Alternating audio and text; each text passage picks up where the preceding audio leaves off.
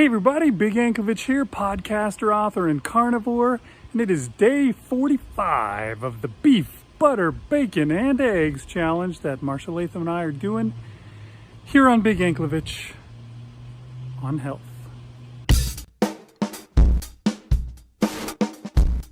All right, we're gonna go ahead and head straight into the videos for you, and we will see you on the other side. Let's see what we have to do, what we have to report on for today. It is day 45, halfway there, everybody. And yeah, it's a Saturday today, but as you can see, I'm at work. Somebody took a day off, and so I'm in here working my weekend to take its place. So it made it easier to do the 1 meal a day thing because I didn't bring any food with me. But when I was at home, I had myself what was left of the ground beef that I cooked yesterday. I warmed that up in the microwave and ate that, which was still pretty good. Still crunchy. I did a good job frying that stuff. And then I got out I was gonna go to Costco and get some more bacon, but I ran out of time and I wasn't able to get out and do that. And so instead, I just pulled some hamburgers, some frozen hamburgers that I had bought from Costco last week. A few weeks ago, I mentioned when I went to buy some as a meal for myself because I needed to bring something with me, and I think it was when we had no kitchen and I had no food in the house that I could bring, and I was like, crap, what am I gonna do? I'll just get some hamburgers at Costco. And I went there and they had none. They were all out of them. It was gone. Well, this past weekend, they had them again for the first time since that day. And they're different. I ate them and they have a lot of seasoning on them, which they didn't used to have. They had seasoning before, but it's way stronger now. And I keep burping garlic ever since then. So I don't know if I'll finish the rest of these. I had 3 of them. I also fried up 6 eggs. I put 3 of the eggs on the hamburgers and ate them as egg burgers. And then I finished off the 3 eggs afterwards. And that was fine. I was worried that it wouldn't be enough food, but here it is, end of the night, and I'm fine. So it was plenty. Hey there, it's day 45 of the Beef, Butter, Bacon, and Egg Challenge. That puts us at the halfway mark. We are halfway done with our 90-day Beef, Butter, Bacon, and Egg Challenge. And I guess that feels good. I don't know, it just feels like another day of beef, butter, bacon, and egg, of carnivore, whatever. This way of eating, this whoa. You have to get used to the different acronyms. WOE is way of eating. And at first I was like, what the heck are people talking about? Whoa. Why are they sad? Why are they grieving for being on this diet? But no, it's just the way of eating. So anyway, I thought about doing like a special fast or something extravagant to celebrate day 45. But that didn't work out. I needed to cook up some meat that we had. I had another third of that pork belly that I cooked up, I don't know, was it a couple of weeks ago? Still in the fridge. I'm like, boy, if I don't cook that up, it's going to go bad. So I needed to cook that up. And so Friday, I had done some prep work on it. This time I used a recipe by the Ketogenic Woman. I'm Anita from KetogenicWoman.com, where I share keto and carnivore recipes. She's this nice lady from Canada, and she does keto. She kind of every month she has a new theme, and she's done BBBE for a month. She's done clean carnivore for a month. She's done all kinds of different keto centric, low carb theme months. Anyway, she's kind of fun to watch. They're longer videos, so you have to be a little bit more patient. It's not something you just get through real quick like some of the videos that are out there. But yeah, I like her.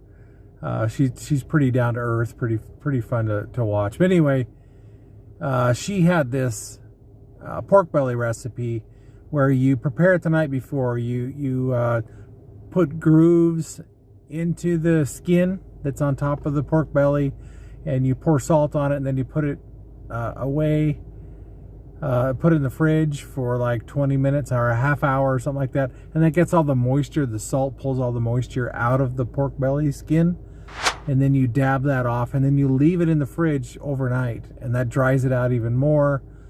And then the next day you put it on you season it up some more, and I did season the bottom a little bit, but you're cooking it in the oven bottom down, so that I don't think that really did much. And I only used salt and pepper this time. I didn't use Red Robin seasoning or anything like that. And then I put that in the oven for like an hour. I think it was 350 degrees, and then I took it out, and then I broiled the top of it, because you want that crispy, skin, almost like a pork rind, but not quite that well. But anyway, so I put it in the broiler, but you're supposed to put it low in a broiler, and our broiler is at the bottom of our oven, and it only goes down so much. So she said to broil it for like 10 minutes, but I only did it for 5, and it still did burn a little bit of the top of the whole piece of pork belly that I had. Anyway, I cut that up, and I ate about half of it probably, and it was good. It wasn't as good as the pork belly that I did in the air fryer. I think that was a little more crispy. I think that was a little more, I don't know, well cooked. I don't know, maybe this was older meat that should have been cooked up a week ago or something, but with just the salt, it wasn't, I mean, it was still good. I really enjoyed the pork belly, but it wasn't as good as what I had before. And I think it was more the crispiness. I liked the air fryer more than I did in the oven. So I do have another slab of pork belly in the freezer that maybe I can do something else with it. But man, it is a lot. There's a lot of fat in there, and you feel pretty good. In fact, I didn't want to eat anything else, at least for a while, after having that pork belly. But it just turned out the timing of it. So in the morning, my wife and I had to go travel. My son had a football jamboree thing going on in another town, and so we traveled to that this morning and watched all that, and then came back. But before I left, I had another roast, the tri-tip roast that I had cooked up again a few weeks ago, and so that was frozen, but I had thawed it out. And so I put that in the slow cooker. I just put it with butter this time. I didn't put it with I didn't put any bacon grease in there. I just put it in there with butter and set it for 8 hours on the I should have put it for 10 hours. Anyway, I put it for 8-hour cook in the slow cooker, and we left and came back and did whatever. But it turned out that was pretty much done. Not too long after I ate that pork belly, and I wasn't full, but I was like, man, that was a lot to eat, that pork belly. So, but I didn't want to miss out. I did want to eat the roast when it was right out of the slow cooker, because that's the best time, and it's so juicy and so tender, pull apart almost. And so I did have a big chunk of that roast, and I ate it just fine. Now the sun is coming fully out here. So anyway, this is going on a bit longer. So I did have that also, and there's more to eat later, or on other days.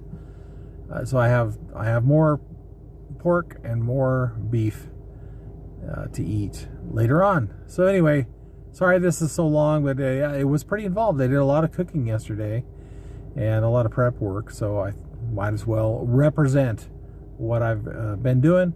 And that was day 45. So let's see how we do on the second half of this journey.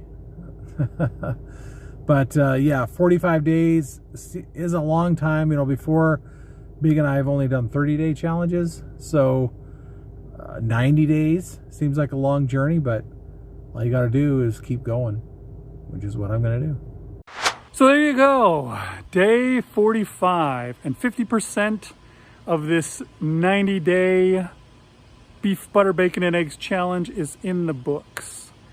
I once asked Marshall, do we really want to go with 90 days? I mean, the idea behind the whole thing, you know, they say 90 days because it's a nice round number, but why 90? I mean, that's a round number, but it's a weird round number. Why not 100?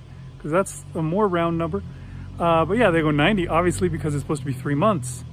But it's not quite going to be 3 months for us because 2 of the months of our challenge is 31-day months. So it should be 92-day challenge if we want to go for 3 months. Marshall told me that 91 days actually makes 13 weeks. So who knows? Maybe we'll go a day or 2 extra. We'll see. We'll still have to talk about it. Maybe this really isn't 50%. But it's close enough. So we're just going to call it that. And yeah. What do we do to mark the occasion? Not a lot, not a whole lot. Marshall had pork belly. That's a good celebration. I didn't really do anything. But what do you do to celebrate? You know, how do you mark a big occasion like that when you are not going to do something like have a cake or a party with candy and dinner and, you know, pasta? I don't know. Stuff, you know, that's what people usually do. You know, you celebrate, you go out and you get ice cream, or you go and, you know, you eat a treat, which is the opposite of what we're trying to do. So it doesn't make any sense to do something like that. So yeah, instead, well, I guess we did nothing. Marshall did have pork belly, so that's a good celebration. I liked Marshall's idea about celebrating with a fast, which, I mean, that kind of sounds like the opposite of a celebration, but that's an interesting thing, you know, finding ways to do things without food or without sugar being the deal, being the thing that you're doing for the celebration. And that's something that takes some getting used to. Like, how do you do that? You know, me and my family used to always get together back when I still lived near them instead of way the heck out here in Houston. And we would have a family dinner every month. And I remember when I started trying to lose weight and thinking, maybe we can do something else. Like, do we have to focus all our family get-togethers around food? What if we did a family get-together where we go for a hike instead? And then maybe we could all get healthy. But the unfortunate thing was there were some of us who were really unhealthy, and a hike was not something that they wanted to do. So didn't work.